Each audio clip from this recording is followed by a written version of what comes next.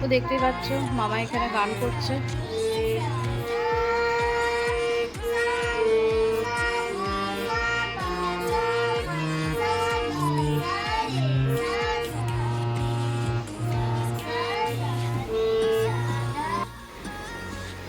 তো দেখতেই পাচ্ছ বন্ধুরা, এখন ঘড়িতে 8:40 বাজে, সকাল সকাল আজকে। তো মামা এখন স্কুল যাচ্ছে, আজকে মানডে। মামাই, তুই কোন স্কুলে পড়ে একটু বলে দাও।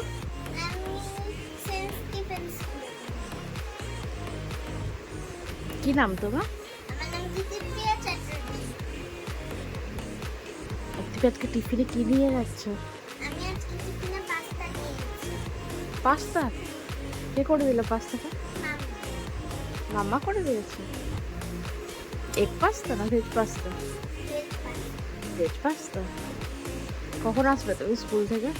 আমি স্কুল থেকে আস্তে আস্তে 1:30 বেজে যাবে হয়তো। এবার জানি না তাড়াতাড়িও আসতে পারি আজকে বা দেরি হবে।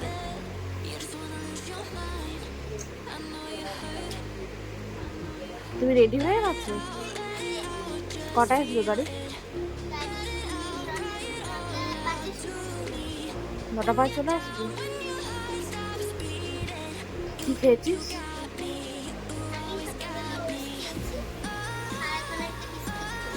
কি বিস্কুট?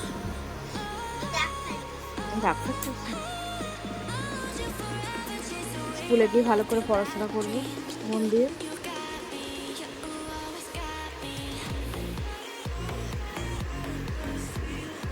তো চলুন বন্ধুরা, এখানে ব্লগটা একটু শেষ করলাম, আবার কিছুক্ষণ পরে আসছি।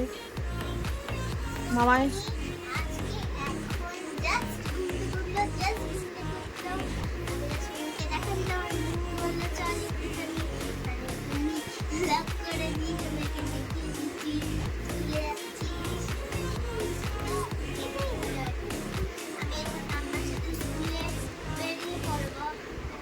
টাটা করে দাও। টাটা।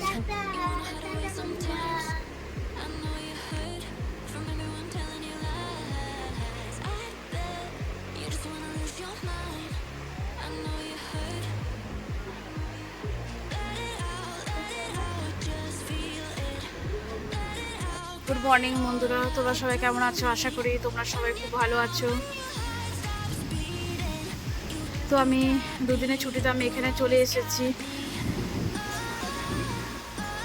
তো এখন ভীষণ হাওয়া দিচ্ছে এখানে, মানে দিদির ফ্ল্যাটে এত হাওয়া, ভীষণ হাওয়া, মানে রুমের মধ্যে ফ্যান না চালালেও কোনো প্রবলেম হবে না, এত হাওয়া। এই রুমটাতে যেন বেশি হাওয়া, তাই রুমটার ভিউটা খুব সুন্দর, খুব ভালো লাগে দেখতে। বসে থাকলে টাইম স্পেন্ড করে যায়। এখান থেকেও আমার দিদির এই রুম থেকেও এয়ারপোর্টটা দেখা যায়।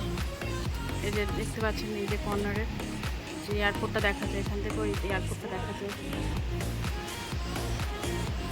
তো আজকে বাড়ি পুরো ফাঁকা, কারণ মুকুলদাও মর্নিং অফিসে চলে গেছে। মামাই তো আজকে মানডে, রেগুলারের মধ্যে আজকেও দিনে স্কুল, বাট স্কুল এখন তো অনেকটা এগিয়ে দিয়েছেন, আপনারা জানেন।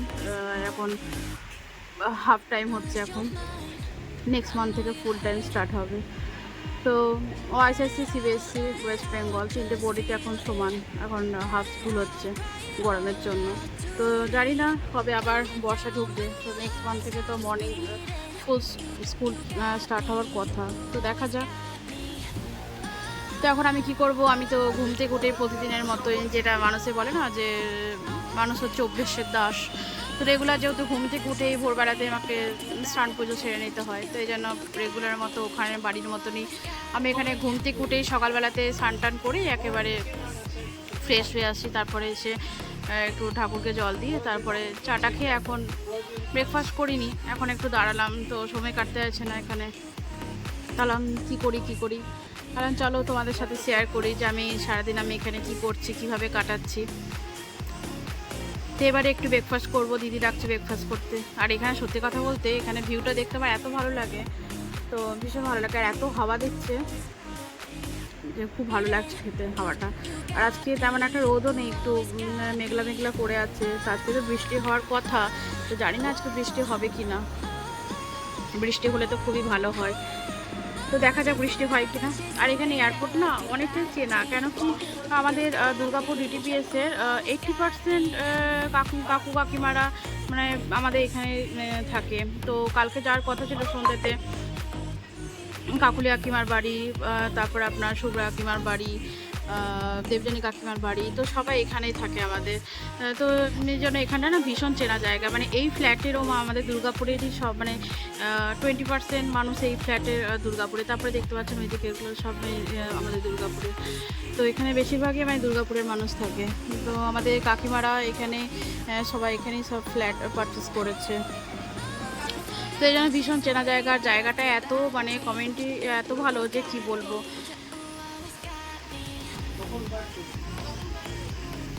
তো দেখতেই পাচ্ছেন। তো আমার ভিডিওটা যদি ভালো লাগে অতি অবশ্যই লাইক শেয়ার অ্যান্ড সাবস্ক্রাইব করে দেবেন। তো চলুন ব্রেকফাস্ট করে এসে দেখি ব্রেকফাস্টে কি করি।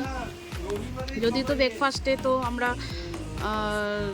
আমি ওটস খাই, তো দেখা যাক আজকে কী খাই। তো এখানে তো অতদিন নিয়ে আসা পসিবল হয়নি, যদিও আমার মামাই ও ওটস খায় বা আমার দিদিও ওটস খায়। তো দেখা যাক ব্রেকফাস্ট ভাবছি ওটসই করবো, কারণ কালকে একটু বাইরে খাওয়া দাওয়া হয়ে গেছে, ফুচকা উল্টোপাল্টা রোলও খেয়েছি, সেই জন্য আজকে আর খাবো না।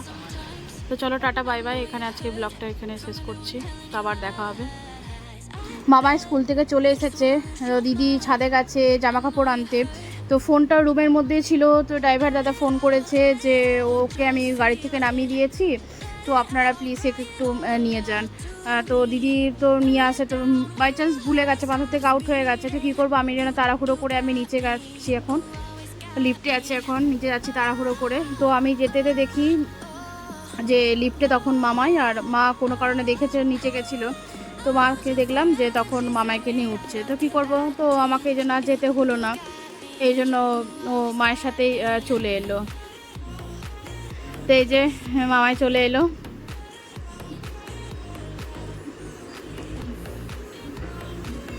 তো আমি ভয় পেয়ে গেছিলাম যে মেয়েটা একা একা আসতে পারবে না, তো এই জন্য আমি তাড়াহুড়ো করে যেতে গেলাম। তো আলটিমেটলি আমাকে যেতেই হলো না, মামাই চলে এসেছে, মা নিয়ে চলে এসেছে। তো চলুন দেখুন এবারে যে স্কুল থেকে আসার পরে কি ঘটেছে আজকে, ওর সাথে স্কুলে আজকে কি হয়েছে, যেটা আমাদের জীবনও স্কুল জীবনও হয়ে থাকতো, টিফিন শেয়ার করতাম আমরা। তো এই লাইফটা হয়তো কোনো দিন হয়তো আর ফিরে আসে না। এই যে 12টা বছর যে কেটে যায়, তো কিভাবে যে কেটে যায় সত্যি, আর কখনো হয়তো এই দিনগুলো হয়তো কখনো আমাদের জীবনে হয়তো ফিরে আসবে না।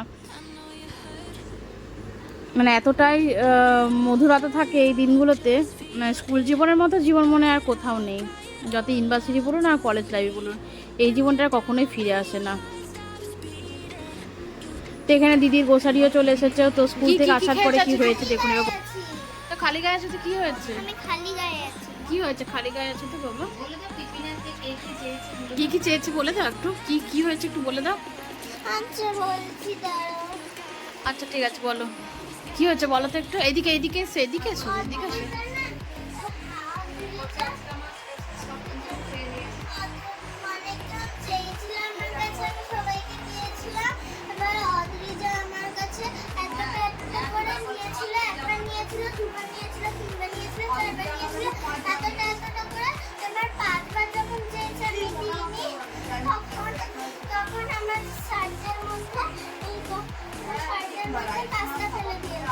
তুমি দাওনি?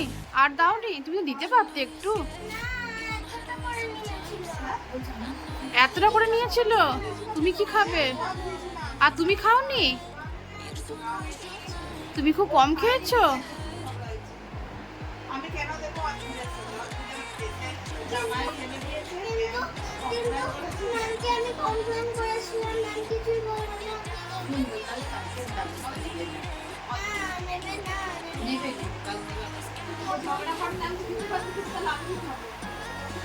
আচ্ছা যাও স্নানটা করে এসো মামা, স্নানটা করে চলে এসো, যাও।